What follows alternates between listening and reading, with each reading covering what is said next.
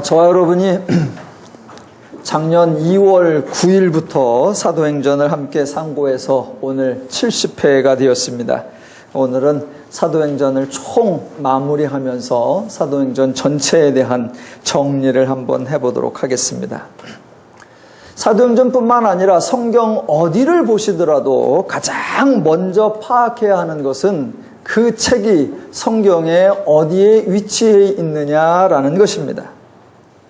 성경에는 구약과 신약이 있는데 사도행전은 그 중에 신약이 있고, 신약에는 복음서와 사도행전과 서신서가 있는데 사도행전은 복음서 다음에 등장합니다. 그리고 사도행전 다음에는 순서상으로는 서신서가 있지만 서신서의 모든 내용이나 시기는 사도행전 기간과 중첩되기 때문에 실제적인 내용으로는 사도행전 다음에 요한계시록이 남아있는 것입니다. 그런 성경의 사도행전의 위치로 볼 때에 과연 사도행전에는 어떤 내용이 등장해야 하느냐라는 것을 여러분은 알고 계셔야 합니다. 구약에서 하나님께서 예수 그리스도를 보내신다는 약속과 예언이 있었고, 그래서 신약의 복음서에서 예수가 강림하셨고 사역을 행하셨습니다. 그렇다면 그 복음서 다음인 사도행전에는 예수가 사역한 결과, 예수가 일하신 열매들이 등장해야 정상적인 것입니다. 그래서 사도행전을 총정리를 하면서 두 가지, 첫째는 하나님의 사역은 하나님이 하신다라는 측면과 두 번째, 하나님의 일하심에는 반드시 열매가 있다라는 사실에 근거해서 오늘 사도행전을 점검해 보겠습니다. 성경은 모든 그리스도인이 인정하는 대로 하나님이 인간을 구원하시는 이야기가 기록되어 있습니다. 다시 한번 말씀드립니다. 성경은 하나님이 인간을 구원하시는 이야기가 기록되어 있습니다. 인간이 죄인이 되자 하나님께서 인간을 죄로부터 해방시켜서 하나님이 주신 복락들을 누릴 수 있도록 은혜를 베푸시는 것입니다. 그 구원을 위하여 하나님이 계획하시고 하나님이 진행하시고 하나님이 완성하십니다. 하나님이 인간을 구원하는 그 일련의 과정을 바울은 에베소서에서 하나님의 경륜이라고 표현을 했었고, 오늘 사도행전에서는 28장 28절에 보면 그런즉 이 하나님의 구원이 이방인에게로 보내어진 줄 알라라고 하나님의 구원이라는 표현을 합니다. 구원은 표현 그대로 하나님의 구원, 하나님이 하시는 사역이요, 하나님이 책임지시는 사역이요, 하나님이 완성하시는 하나님의 일하심입니다. 여러 차례 강조했듯이 기독교의 중심은 하나님이고, 기독교의 주체도 하나님이고, 기독교의 일꾼도 하나님입니다. 구원도 하나님의 일, 하나님의 책임인 것을 알면 성경을 바라보는 관점, 성경의 사건들을 이해하는 관점도 달라질 수 있습니다. 사도행전을 처음 시작할 때 제목에 대한 논쟁을 소개시켜드린 적이 있습니다. 혹자들은 사도행전, 즉 사도들의 활동을 기록한 책이다라고 주장하고, 혹자들은 성령행전, 즉 성령께서 역사하신 일한 것이다 라고 논쟁한다고 했습니다. 쓸데없는 논쟁입니다. 정답은 하나님의 행전, 하나님의 일하심, 하나님의 사역, 하나님의 활동을 기록해 놓은 책입니다.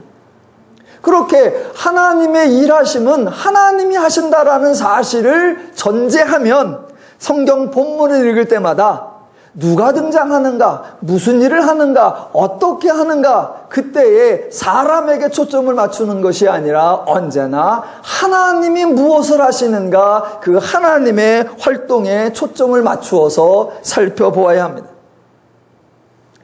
하나님이 일하신다라는 사실을 명심하시고 하나님의 일은 하나님이 하신다라는 사실을 기억하시면 오늘날 교회들이나 오늘날 목사님들이나 오늘날 성도들이 걱정하는 거, 염려하는 거, 불안해하는 거, 그래서 하나님 앞에 기도하는 거, 하나님께 바라는 거, 하나님께 원하는 거, 그 모든 것들이 사라지고 달라지게 됩니다.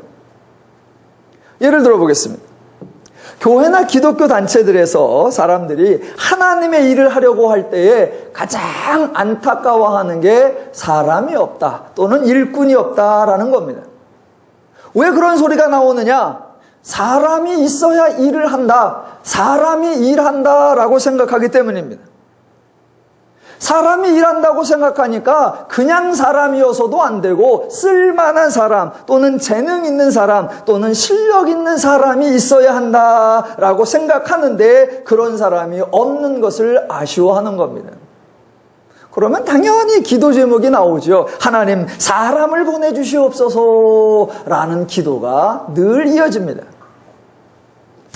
신학교나 교단에 홈페이지가 있는데 홈페이지에 가보면 구인 광고란이 있습니다. 그러면 이제 뭐 전도사를 뽑습니다. 뭐 교사를 뽑습니다. 지원하십시오. 이런 광고가 나옵니다. 그럼 광고에 어느 교회, 두 번째 자격 이런 거 나오죠.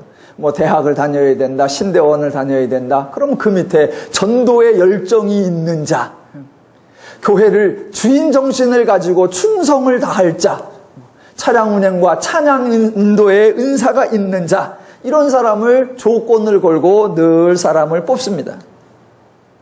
그래 놓고도 사람이 안 오니까 인재가 없다, 사람이 없다, 일꾼이 없다, 교회에 일꾼이 없어서 일이 안 된다라고들 답답해하고 아쉬워합니다. 그런데 하나님이 일하신다, 기독교의 사역은 하나님이 책임지시고 하나님이 완성하신다라는 관점을 가지면 그런 불평이 사라지게 되어 있습니다.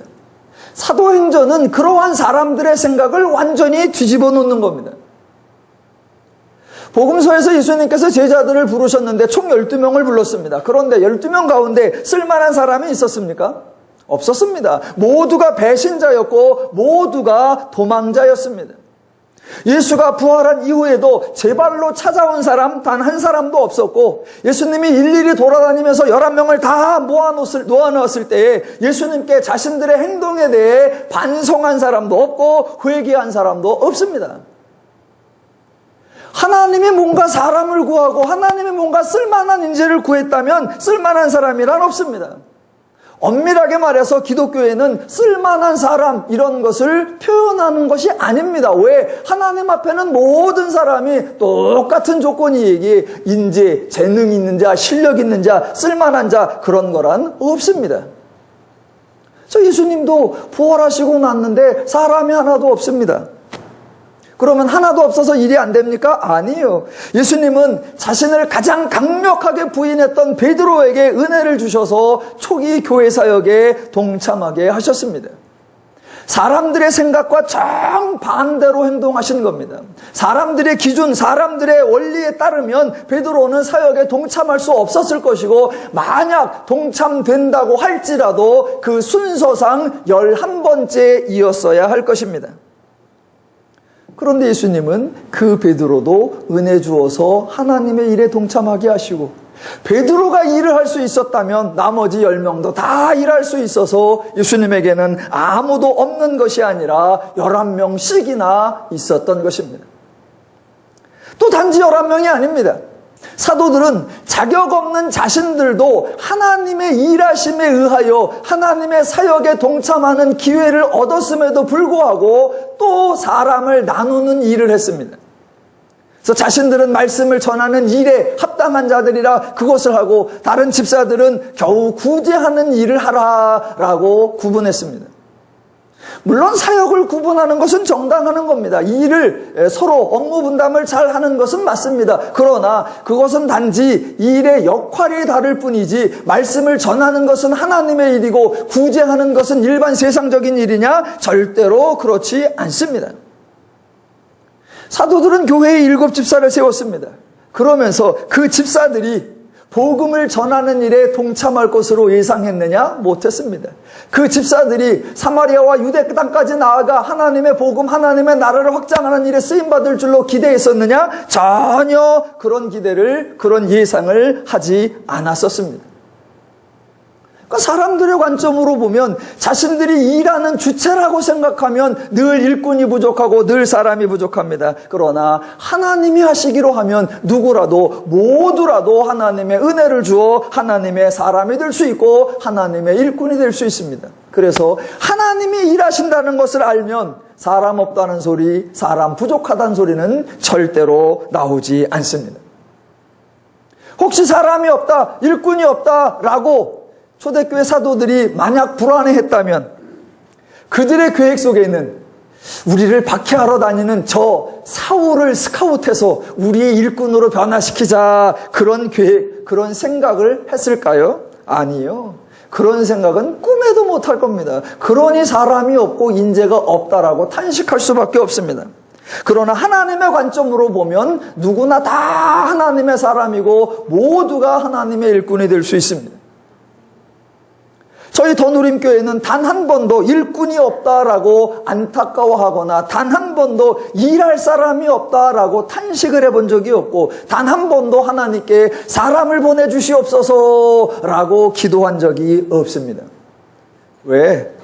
기독교는 왜? 하나님의 사역은 하나님이 하신다고 믿기 때문입니다.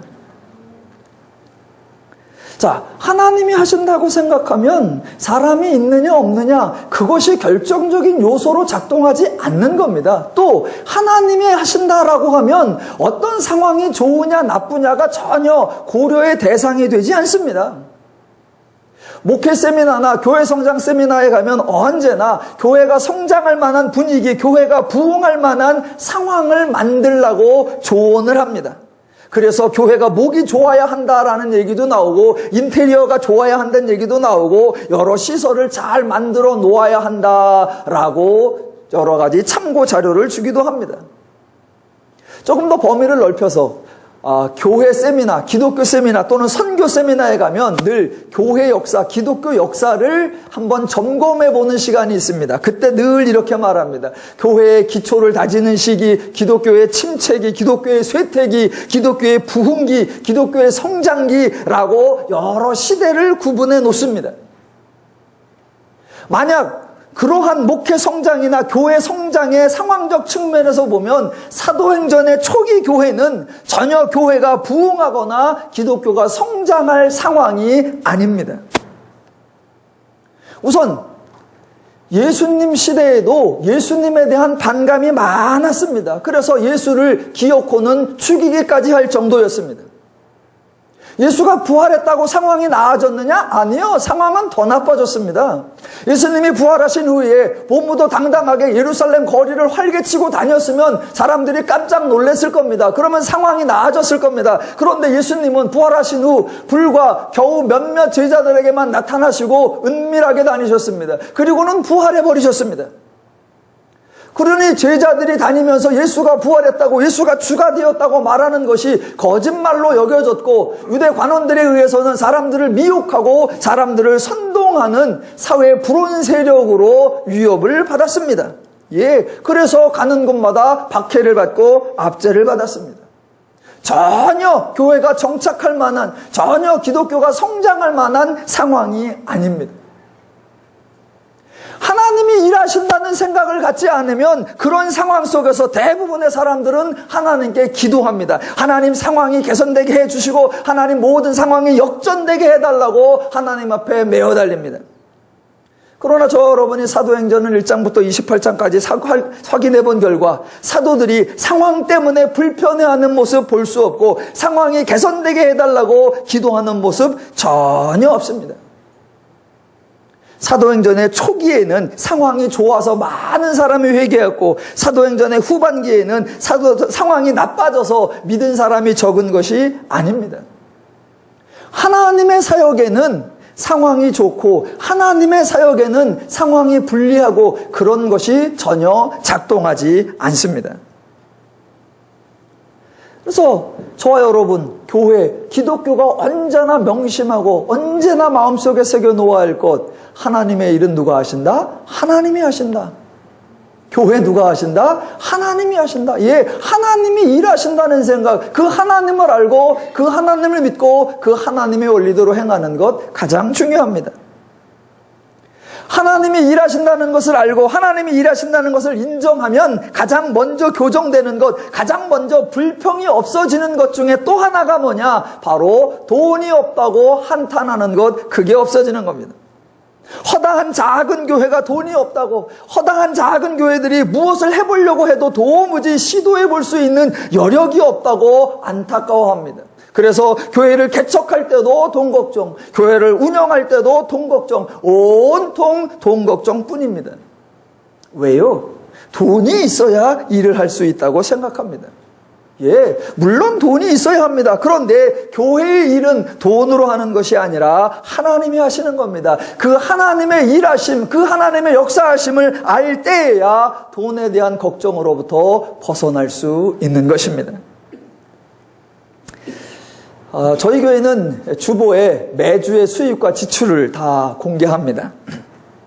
뭐 공개할 만큼 많아서가 아니라 그냥 있는 그대로를 공개합니다. 한 번은 제가 학교에 이제 강의를 나가고 있는데 학교 학생들, 뭐 나이 젊은 사람부터 나이 있는 사람까지 한 서너 명이 교수님 교회를 좀 방문해 보고 싶다고, 그래서 오라고 해서 서너 명이 교회를 와서 교제한 적이 있습니다. 교회를 오면 뭐 대부분의 사람들이 한번 쭉 둘러보고 그 다음에 꼭 살펴보는 것이 이제 주보지요.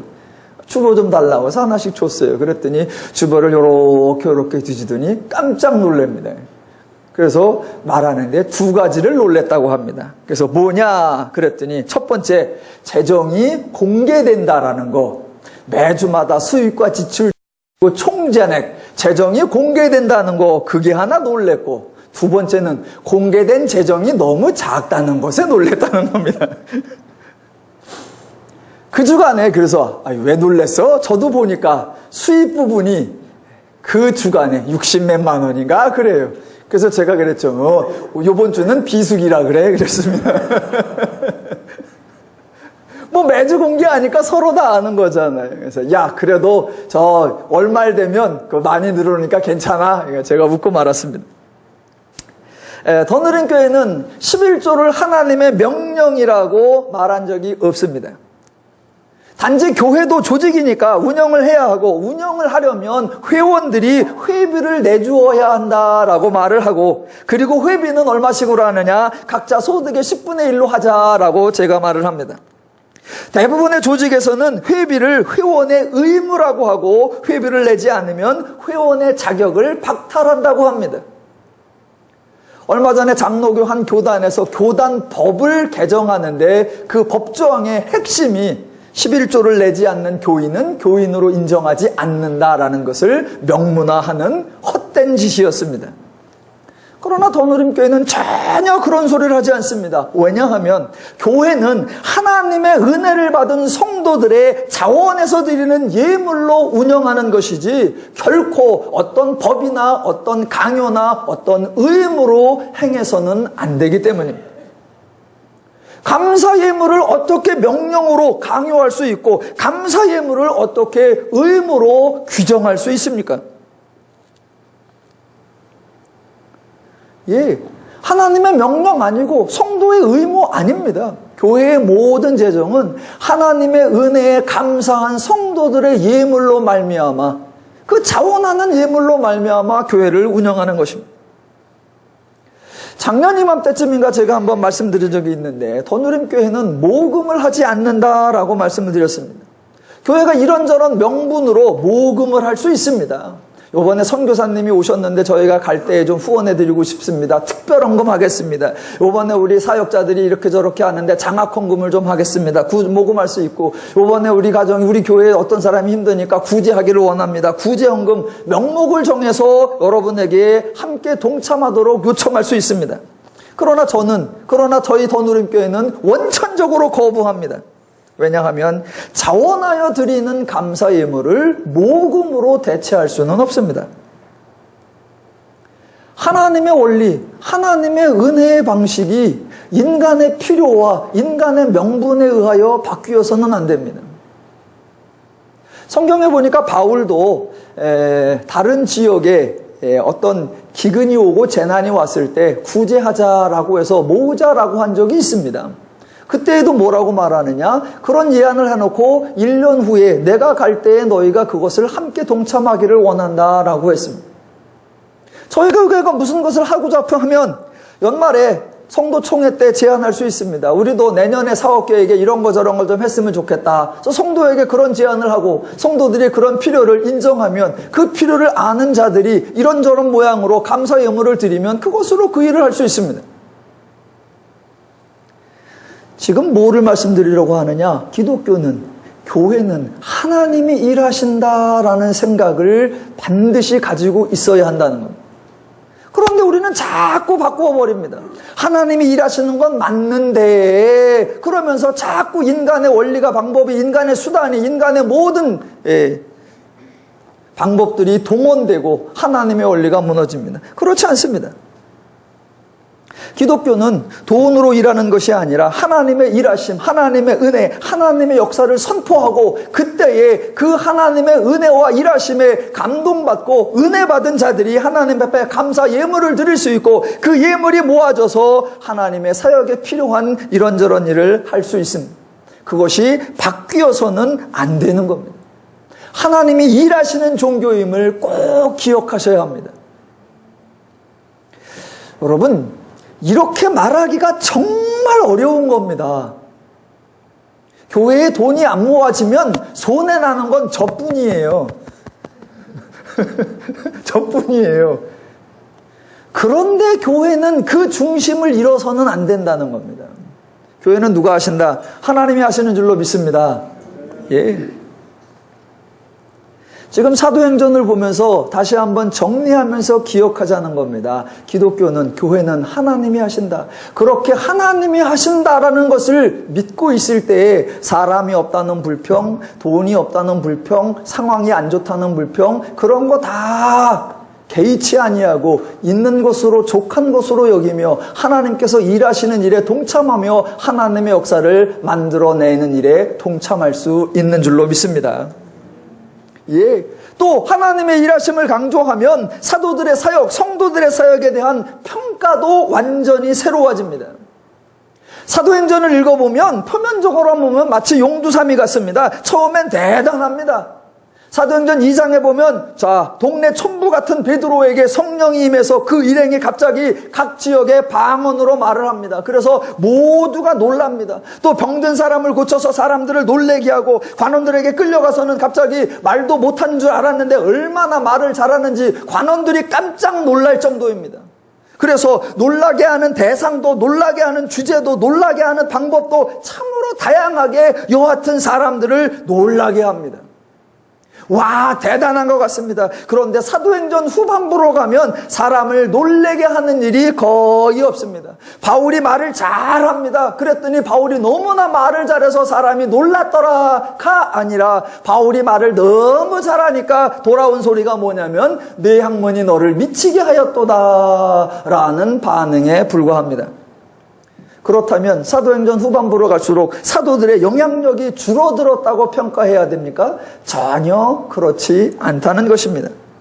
또 초반부에는 복음을 전할 때마다 허다한 믿는 자가 생겨났습니다. 2장 41절에 보니까 베드로가 복음을 전하며 그 말을 받은 사람들이 침례를 받으며 이날의 신도의 수가 3,000이나 더하더라. 어마어마합니다. 4장 4절에 의하면 말씀을 들은 사람 중에 믿는 자가 많으니 남자의 수가 약 5,000이나 되더라. 2번 딱 부흥 집회했는데 8,000명입니다. 거기다가 여자 끼고 어린이 끼면은 그냥 10,000명입니다. 여러분, 저희 같은 교회 뭐 주일에 많이 와봤자 70명, 어른들은 한 50명인데 뻥쳐서 100명이라고 합시다. 100명이면 10,000명이라고 하면 이런 교회가 100개나 되는 겁니다. 부흥집회 2번에 어마어마한 숫자입니다. 그래서 사도행전 초기에 이렇게 부흥하고 이렇게 성장했다라고 말들을 합니다. 그런데 거기까지입니다. 그 이후에는 더 이상 숫자에 대한 언급이 전혀 등장하지 않습니다. 그리고 정반대로 복음을 전하던 사도들이 한 사람 저 사람 잡혀 돌 맞아 죽기도 하고 칼에 죽기도 하고 순교도 합니다. 그러다가 사도행전 중간부터 당대 최고의 엘리트 출신 바울이 투입됩니다. 하지만 사도행전에서 바울이 하는 일 중에 가장 많이 하는 일, 바울이 하는 일 중에 가장 자주 하는 일이 뭔지 아십니까? 가장 많이, 가장 자주 하는 일, 복음 전파요? 아니요. 그거보다 더 많이 하는 게 있습니다. 병 고치는 거? 아니요. 그거보다 더 많이. 침 내주는 거요? 아니요. 그거보다 더 많이 하는 게 있습니다. 사도행전에서 바울이 가장 많이, 가장 자주 행하는 게 뭐냐? 도망 다니는 겁니다. 도망 다니는 거예요. 그렇다고 해서 사도행전의 후반기에 열매가 없다고 하겠습니까? 복음 전파가 늦어졌다고 하겠습니까? 아니요. 사도행전 21장부터 28장까지는 사도 바울의 고소와 재판에 관한 이야기라고 했습니다. 그게 장소적으로도 예루살렘에서 로마로 바뀌기도 하고요. 시간적으로도 예루살렘의 감옥에 있었던 게 2년, 로마의 감옥에 있었던 게 2년, 항해하는데 겨울을 났다고 하니까 적어도 1년, 그러면 최소한 5년입니다. 그 5년 중 안에 회개했다는 사람, 믿었다고 하는 사람, 침례받았다고 하는 사람, 다만 사람도 등장하지 않습니다. 그러면 그 5년 동안, 그래서 바울이 로마의 감옥에 갇혀 있을 때 복음 전파가 중단되었고 하나님의 사역이 끝났습니까? 아니요. 그 감옥에 있는 것으로 사도행전이 끝나지만 하나님께서 또 역사하시고 하나님께서 또 일하셔서 복음이 전파되어서 저와 여러분의 귀에까지 복음이 들려졌고 저와 여러분이 오늘 이 자리에 하나님 앞에 나오게 된 줄로 믿습니다. 하나님의 일하심을 알면 사역의 상황에 대한 관점이 달라지고 사역의 결과에 대한 평가가 달라지는 것입니다. 제가 이렇게 하나님의 일은 하나님이 하신다, 기독교는 하나님이 일하는 종교다라고 하면 성도님들은 아멘을 하십니다. 그런데 목사님들은 저를 측은한 표정으로 이렇게 바라보시고 깝깝한 표정으로 바라보시고 듣다 막판에 한마디 툭 치십니다. 그런 소리 자꾸 하면 교회 일은 누가 해? 교회 일은 누가 해? 그럼 저는 대답이 그럽니다. 일할 사람이 있으면 일할 만큼 하면 되고 일할 사람이 없으면 일을 안 하면 되지요. 여러분, 제가 이렇게 말을 안 해도 각 교회들은 알아서 그렇게 해요. 일할 사람이 없으면 일을 안 하대. 뭐 제가 대답을 안 해도 당연히 그러고 있어요. 기독교 사역은 하나님이 하신다, 하나님이 일꾼이다 라고 강조를 하면 그 다음에 관심 갖는 것도 또 달라져야 합니다. 기독교는 하나님이 일하시는 종교다. 그렇다면 누가 일하는가 거기에 관심을 갖는 것이 아니라 하나님이 일하시는 종교, 하나님이 일하시는 분이라면 그렇게 일해서 하나님은 어떤 결과를 만들어내시고 하나님은 어떤 열매를 만들어내시는가, 그렇게 하나님이 일하셨다면 하나님의 일하심의 결과, 하나님의 일하심의 결실이 도대체 무엇인가 저와 여러분은 그것을 궁금해해야 합니다. 그런데 사람들은 하나님이 살아계시다, 하나님이 일하신다 그래 놓고 하나님의 결과, 하나님의 열매에는 관심을 갖지 않고 하나님은 일하시는데 나는 뭐 해야지? 자기 할 일을 생각합니다. 아니요. 하나님이 일하시면 그렇게 일하셔서 하나님이 만들어내는 게 뭘까? 하나님이 수고하시고 하나님이 헌신하시고 하나님이 충성하셔서 하나님의 결실이 뭘까? 하나님의 열매가 뭘까? 그 하나님의 결과를 궁금해해야 합니다.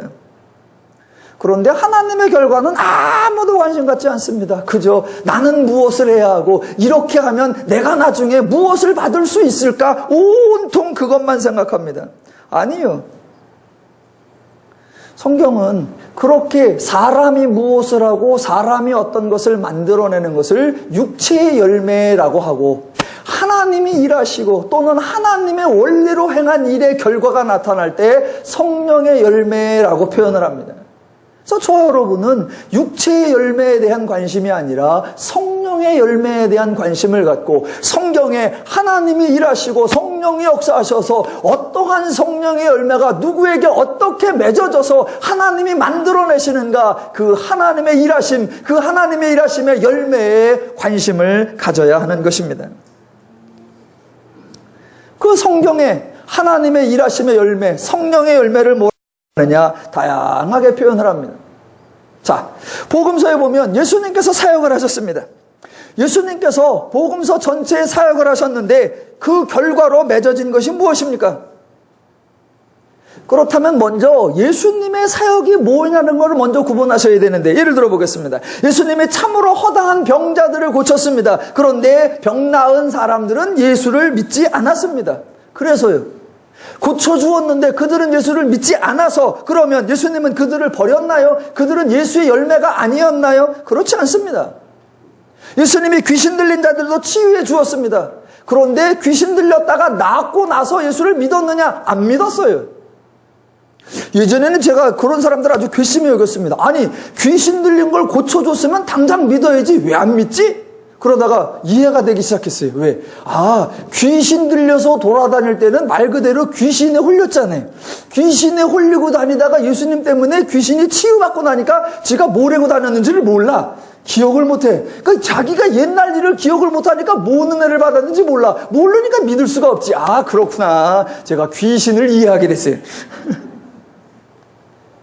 그렇다고 귀신 들렸다가 나은 자가 예수를 안 믿었다고 그들은 열매가 아닌가요? 예수님이 그들을 버렸나요? 절대로 그렇지 않습니다. 예수님의 궁극적 사역은 병고침이나 귀신 쫓음이나 오병이어를 행하거나 바다를 거는 것이 아니라 궁극적 사역은 십자가 사였고, 그 십자가 사역의 결매로 모든 죄인들이 구원받았고 예수가 온 인류의 구세주가 되셨습니다. 그렇다면 예수 그리스도의 열매, 예수 그리스도의 사역의 결실이 뭐냐? 바로 모든 성도들인 줄로 믿습니다.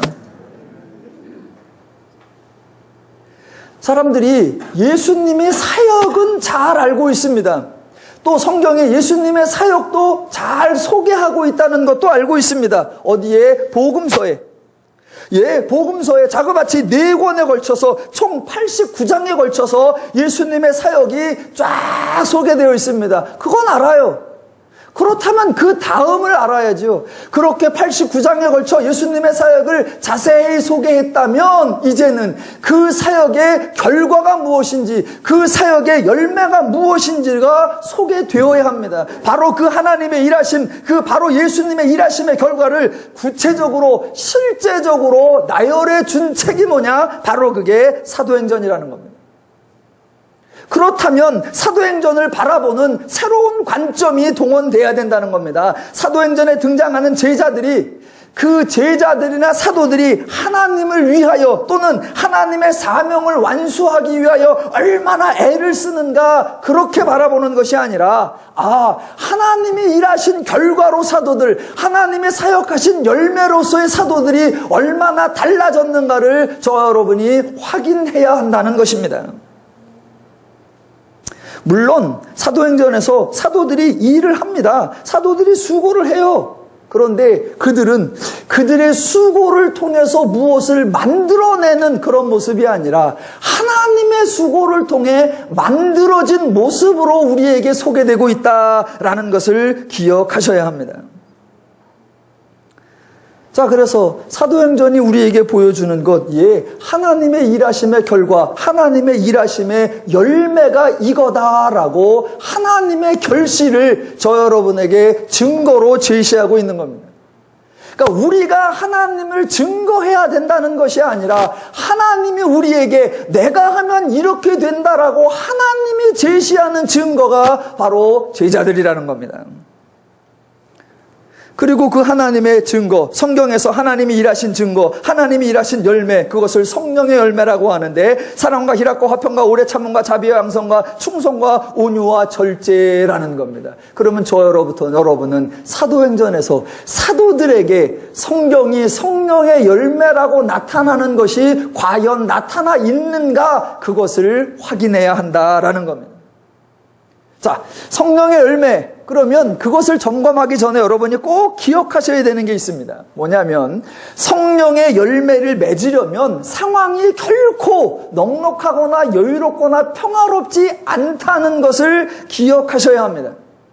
사랑과 온유와 양성과 인내와 절제와 충성과, 그러니까 모두가 사랑스럽고 모두가 온유하고 모두가 인내하고 만나기만 하면 늘 생글생글거리고 만나기만 하면 늘 이해하고 그런 상황인 것으로 착각하시면 절대로 안 됩니다.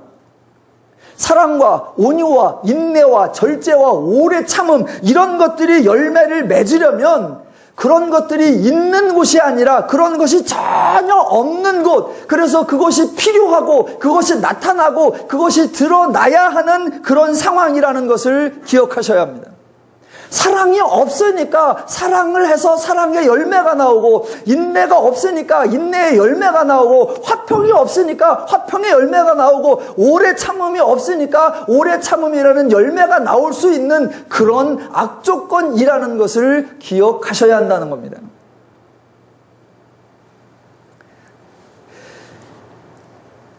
사도행전에서 눈여겨봐야 되는 게 뭐냐? 바로 성령의 열매입니다. 성도들이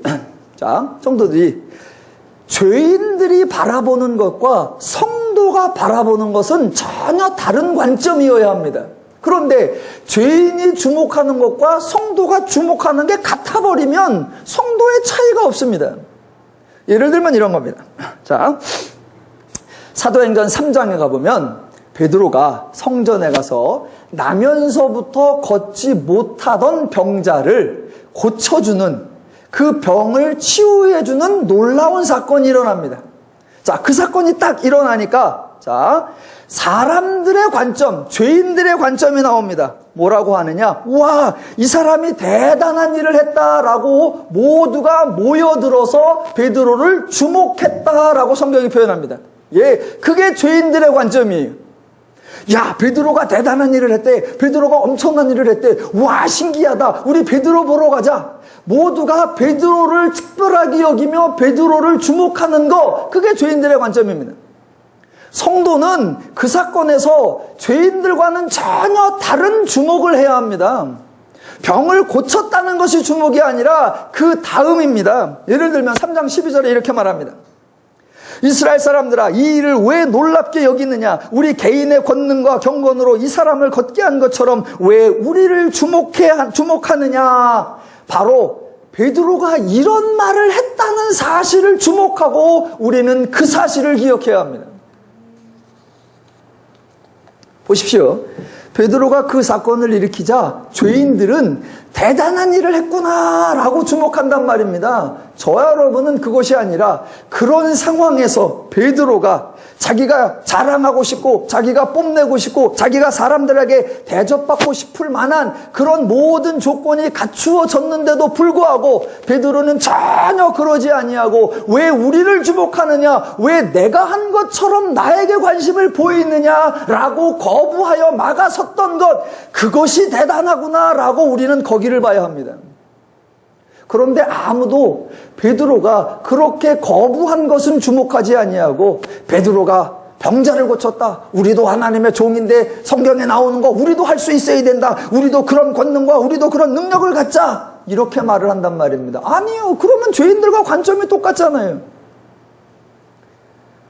유사한 일이 바울에게서 일어납니다. 14장에 가보면 루스드라에서 똑같습니다. 나면서부터 걷지 못하던 사람을 바울도 고쳐줍니다.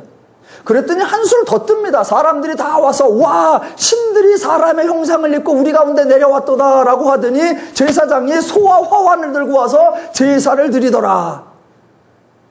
바울이 그런 역사를 일으켰다, 거기에 주목하면 세상 사람들과 똑같은 겁니다. 그러나 기독교는, 성도는 전혀 다른 관점. 사람들이 그렇게 바울과 바나바를 예우하려고 할 때 바울이 이렇게 말합니다. 여러분이요, 어찌하여 이러한 일을 하느냐? 우리도 여러분과 같은 성정을 가진 사람이라 라고 말합니다. 이게 엄청난 겁니다. 모든 사람은, 대부분의 목회자 저를 포함하여 그 순간에 이렇게 말하고 싶지 않습니다. 우리도 같은 성정을 가진 사람이라 라고 말하고 싶지 아니하고, 과연 다르지? 떡 보니까 그릇이 다르지? 딱 보니까 쓰임받는 게 다르지? 이렇게 말하고 싶단 말입니다. 그런데 베드로는 전혀 그러지 않았다는 거.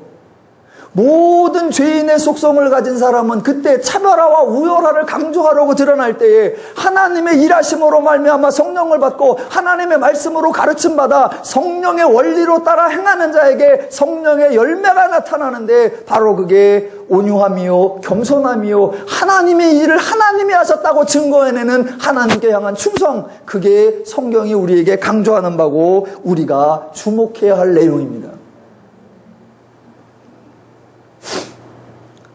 하나님이 일하신 결과로 등장하는 거, 지금 사도행전에서 봐라, 베드로가 어떻게 병자를 고치고 바울이 어떻게 병자를 고치는가, 성경은 그 얘기가 아니라 봐라, 하나님께서 일하시니까, 하나님께서 은혜 주시니까 베드로나 바울이 얼마나 겸손할 수 있는지를 봐라, 얼마나 온유할 수 있는지를 봐라, 얼마나 다른 사람들 앞에 자랑질을 하지 아니하는지를 봐라. 그게 성경이 우리에게 제시하는 성령의 열매인 것입니다. 사도행전에 나타나는 모든 제자들의 공통점이 뭐냐면 모두가 억울한 일을 당했다는 겁니다. 여러분, 그래도 복음서 때는 제자들이 괜찮았습니다. 왜? 예수님하고 같이 떼거리를 지려서 쫙 가면요, 보무도 당당하게 걷고 가고 있고, 가끔가다 예수님께서 이런 기적 저런 기적 휙휙 하면은 사람들이 벌떼같이 모여들어가고 제자들을 부러워했을 거란 말입니다. 그럼 제자들은 그때 예수님께로 가까이 올 자와 가까이 오지 아니할 자를 차별하는 위세를 떨치곤 했단 말입니다. 그랬는데 사도행전에 들어오니까 상황이 완전히 역전되었습니다. 걸핏하면 잡혀가고, 걸핏하면 매맞고, 걸핏하면 감옥에 가고, 걸핏하면 위협받고, 상황적으로는 더 나빠졌고 모든 일에 억울한 일이 반복되고 있습니다. 그런데 사도행전을 보면 사도들이 원망하지 않았고 불평하지 않았고 상대방들과 충돌하지 않았다는 것을 볼 수 있습니다. 제자들은 억울한 일을 당하면서도 분유했고 절제했고 인내했습니다. 여러분, 복음서에서 종종 사람들이 예수님과 유대인이 갈등을 일으켰다, 예수님과 유대인이 충돌을 일으켰다라고 하지만 사실은 충돌이 안 일어난 거였습니다. 제대로 충돌이 일어나려고 하면 말 그대로 거대한 폭동 같은 게 일어나야 합니다. 예수님 쪽에 셀로 당원들과 열심분자들이 나오고 유대교의 특정 종파들이 나오고 그래서 한바탕 소란을 펴서 로마가 아주 넌더리를 낼 만큼 그런 충돌이 나야 합니다. 그런데 유대 관원들이 아무리 엉뚱한 짓을 해도 예수님께서는 가끔만 말로만 논쟁하실 뿐 단 한 번도 충돌하지 않습니다.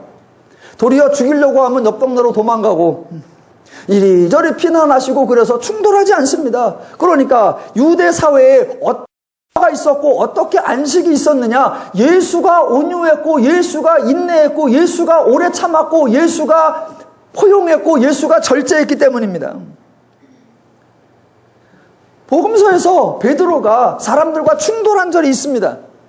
예수님께서 겟세마네 동산에서 기도하고 계실 때 로마 군병들과 대제사장이 보낸 군병들이 예수를 잡으러 왔습니다. 그때 베드로는 예수를 향한 열정이 있었기에 손을 펴 칼을 빼어 대제사장의 종을 쳐 그 귀를 떨어뜨렸습니다. 동일한 현장에서 베드로는 충돌했고 예수는 온유했고 인내했고 절제했습니다. 예수는 능력이 부족한 것이 아니었고 권세가 부족한 것이 아니었습니다. 그때 예수님께서 하신 말씀이 유명한 겁니다. 26장 50절, 너는 내가 내 아버지께 구하여 지금 12군단 더 되는 천사를 보내시게 할 수 없는 줄로 아느냐. 만약 그때 예수님께서 오래 참지 아니하시고 인내하지 아니하시고 절제하지 아니하시고 온유하지 않아서 12군단 더 되는 천사를 동원했다면 온 이스라엘은 혼란과 사륙이 충만했을 겁니다. 그러나 예수님이 온유하고 오래 참고 인내하고 절제했기 때문에 유대 사회의 평화와 안식이 가능했던 것입니다. 야고보와 요한도 마찬가지입니다. 어느 날 예수님께서 사마리아 지역을 가셨습니다. 사마리아는 당시 유대인들에게 비난받고 박해받고 왕따당하던 그런 지역이었습니다.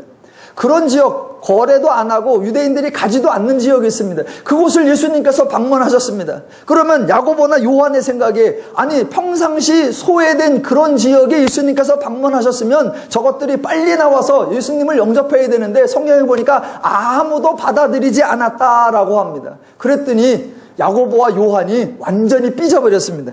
그래서 예수님께 이렇게 말합니다. 제자 야고보와 요한이 보고 이르되 주여 우리가 불을 명하여 하늘로부터 내려 저들을 멸하라 하기를 원하시나이까? 만약 그들의 소원대로 했다면 그곳에는 진멸과 살육만이 가득했을 것이고 야고보와 요한은 역사의 최초의 IS 대원이었을 겁니다. 그랬던 야고보와 요한이었고 그랬던 베드로였는데 지금 사도행전에 들어오면 전혀 그런 면이 없습니다. 그때보다 더 억울한 일, 그때보다 더 불편한 상황을 겪고 있는데 그들은 계속해서 인내하고 절제하고 온유하고 오래 참고 양선하고 충성해냅니다. 그래서 그들 가운데 충돌이 일어나지 아니하고 그래서 그들 가운데 혼란이 일어나지 않습니다. 성경은 지금 베드로와 요한이 또는 야고보가 또는 바울이 얼마나 무슨 일을 얼마나 위대하게 얼마나 많은 사람을 그런 면에 업적을 나열하느냐, 그것을 성령의 열매, 그 사도들의 사역의 열매라고 소개하느냐, 절대로 그렇지 않습니다.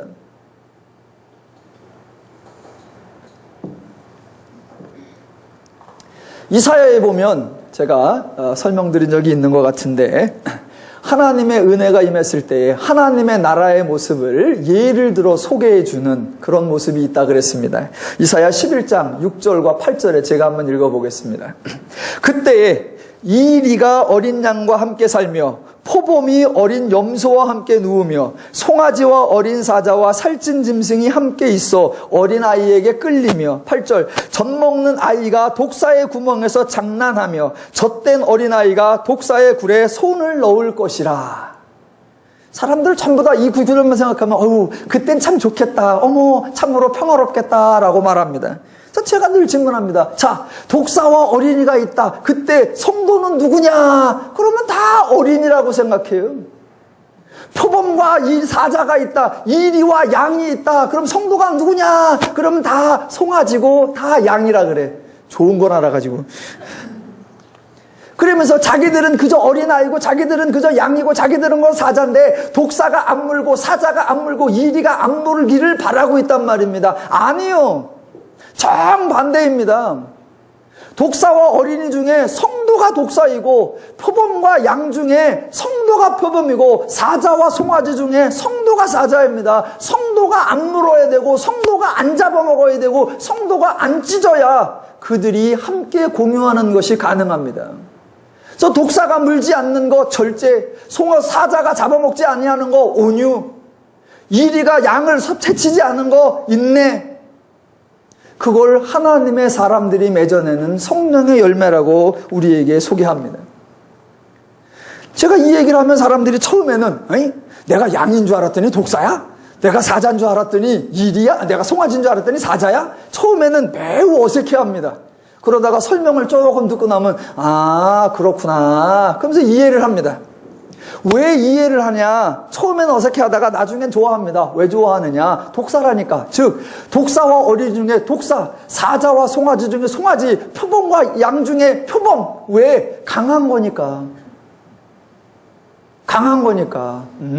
내가 센 거구나. 내가 강한 거구나. 안 물어주면 되네. 그렇게 다 설득을 당합니다. 아 그렇구나 라고 해요. 그래 놓고 그게 바로 사도행전입니다. 그러면 갑자기 모른 척을 싹 해버려요. 왜? 사도행전에 나오는 사도들의 모습이 전혀 강자라고 생각을 하지 않는 겁니다. 독사와 어린 중에는 독사가 강한 게 분명해. 그러니까 강한 게 안 물어야 돼 라고 생각을 했는데 사도행전에 들어와서 사도들은 어디 강한 모습이 있고 어디 승자의 모습이 있고 어디 권력자의 모습이 있는가. 결국 늘 약해 빠지고 늘 의도 터지고. 그러니까 사도행전에 나온 사도들의 소망은 그저 어린이같이 그저 사자 양같이 그저 송아지같이 저들이 덜 때리기를 바라고 저들이 덜 협박하기를 바라고 저들이 덜 사로잡아가기를 바라는 그런 모습을 가지고 있단 말입니다. 아니요. 사도행전은 정반대로 말하는 겁니다. 지금 사도행전은 관원들이 강자가 아니라 사도들이 강자고 유대 로마 군병들이 강자가 아니라 제자들이 강자고 그 어떤 권세 가진 자들이 승리자가 아니라 성도가 강자라고 우리에게 소개하는 겁니다. 그래서 저들이 덜 때려야 되는 것이 아니라 저들이 때릴 때에 성도가 온유해 줌으로 평화가 유지되고, 저들이 협박할 때에 성도가 오래 참아줌으로 안식이 있는 거고, 저들이 협박하고 감옥에 집어넣고 여러 가지로 압제할 때에 저들이 인내하며 양선과 사랑과 화목의 열매를 맺어내기에 지금 사도행전에 그나마 평화가 있다라고 우리에게 증거하는 줄로 믿습니다. 그런데 오늘날 성도들이 본인들이 세상의 강자요, 본인들이 세상의 가장 뛰어난 자요, 본인들이 세상의 권세자인 걸 몰라요. 그래서 늘 아이고 우리 성도들은, 우리 교회들은 교회에 또 세상의 약자잖아, 우리는 소수잖아, 저것들이 우리 좀 덜 박해했으면, 저것들이 우리를 좀 덜 협박했으면, 저것들이 우리를 덜 간섭했으면. 아니요, 정반대입니다. 그걸 복음서에서 다른 표현으로 뭐라고 하느냐 하십니까? 성도들을 향하여 너희는 세상의 빛이라, 너희는 세상의 소금이라. 여러분이 빛이요, 저와 여러분이 소금인 줄로 믿습니다. 근데 다 자기들이 어둠에 있는 줄 알아. 그래갖고 아이고 빛이 너무 세게 안 비쳤으면. 아니요. 사도행전의 사도들의 모습이 독사굴의 돌이고 우리의 사자입니다. 그래서 지금 그들은 역경을 견뎌나가며 시련과 압박을 어떻게든 버텨나가는 것이 아니라 그 모든 역경과 시련과 압제를 행하는 그들을 인내하여 주며 포용하여 주며 절제하여 주며, 당장이라도 12군단 더 되는 천사를 불러서 진멸할 수 있는데 끌어안아주는 것이며 사랑해 주는 것이며 화목을 이루며 화평을 이루어내는 귀한 성령의 열매를 만들어내고 있다라는 것을 성경이 저와 여러분에게 증명하고 있는 것입니다. 그러니까 오늘날 세상은 하나님이 아니라 어떤 신에게든 늘 이렇게 하는 겁니다. 요즘 세상이 너무 살기 힘들어, 지도자가 있어야 되는데, 요즘 세상이 너무 힘들어, 누가 좀 좋은 세상을 만들어줬으면 좋겠는데, 그런 리더가 오고 그런 사람이 있었으면 좋겠는데, 늘 그런 걸 구하는 겁니다. 세상은. 그때 교회는 이쪽에 모여가지고 하나님 지도자를 보내주시옵소서, 하나님 좋은 세상을 만들어주세요, 이런 기도를 하는 것이 아니라 세상 사람들이 그렇게 부르고 그렇게 찾을 때에 하나님께서 세상을 향하여 너희가 그렇게 부르고 구하고 찾는 자들을, 그 해법을 내가 세상에 풀어놓았다. 그게 누구냐? 성도들이 천지간에 있지 않냐? 더누림교회가 있지 않냐? 더누림 성도가 있지 않냐? 라고 하나님께서 세상에 대답하시는 줄로 믿습니다. 하나님은 세상의 요구에 대한 대답으로 성도를 보냈는데, 그렇게 보냄받은 성도가 한구탱이 모여갖고 하나님 제발 해법을 좀 주시고, 하나님 제발 길을 열어주시고, 그럼 하나님이 어쩌란 말이냐?